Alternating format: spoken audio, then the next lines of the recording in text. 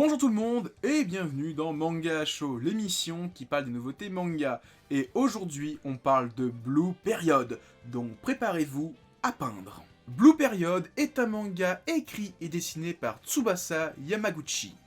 Publié depuis 2017 dans le Afternoon de Kodansha, en France, c'est Pika qui édite le manga. Résumé, Yatora est un jeune lycéen studieux à qui tout réussit. Pourtant, il ressent depuis toujours une impression de vide en lui. Jusqu'au jour où, par hasard, il tombe sur un tableau qui le subjugue littéralement.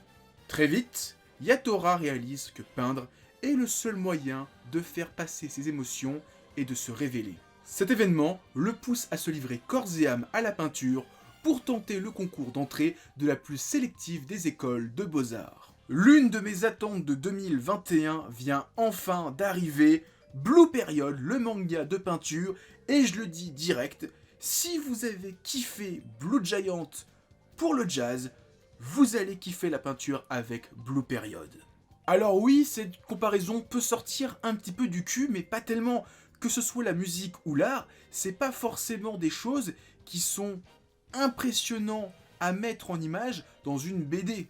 Dans Blue Giant, par exemple, tous les moments où le héros fait des solos, fait de la musique, tu te dis, mais ça va être compliqué de ressentir la musique dans du papier, parce que forcément, tu n'entends pas la musique, et ben tu la ressens.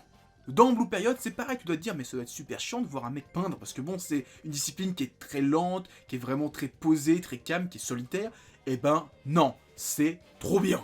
En plus, avec ces deux œuvres, il y a vraiment ce côté shonen neketsu, mais sans en être un vraiment. Par exemple, dans Blue Period, dès le début, on nous pose les bases en nous disant que les écoles de beaux-arts au Japon, c'est super dur d'y rentrer.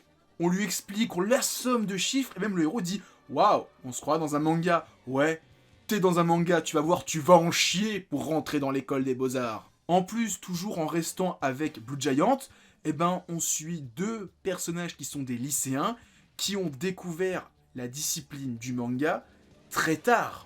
Au tout début de Blue Period, le héros ne peint pas. Pour lui, la peinture, les arts, c'est un truc bidon, il fait ça tranquillement pour se reposer, limite il dort en cours. Et comme je l'ai dit avec le résumé, à un moment donné, le héros va découvrir une peinture, va se dire « Waouh, qu'est-ce que c'est que ça ?» Il va s'y investir un petit peu, et il va se rendre compte que le dessin qu'il va faire va parler à ses amis, il va se dire « Waouh, mes amis peuvent me comprendre.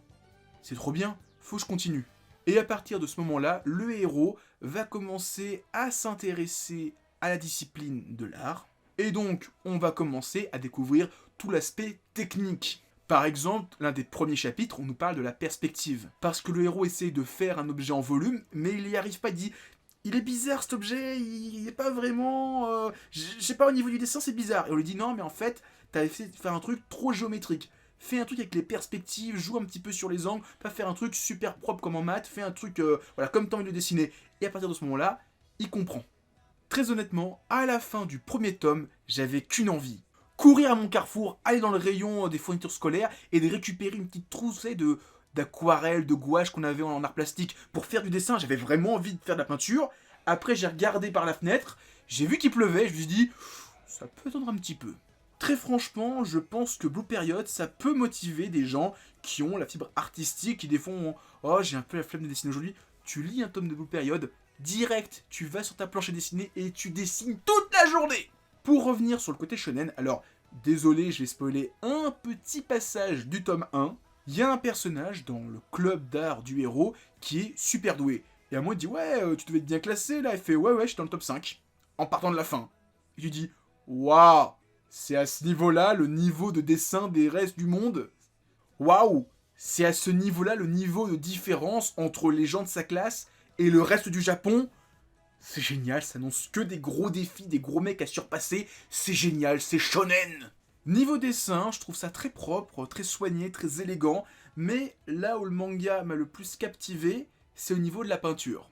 Parce que les personnages font des dessins à l'aquarelle, à l'huile, à la gouache, au fusain.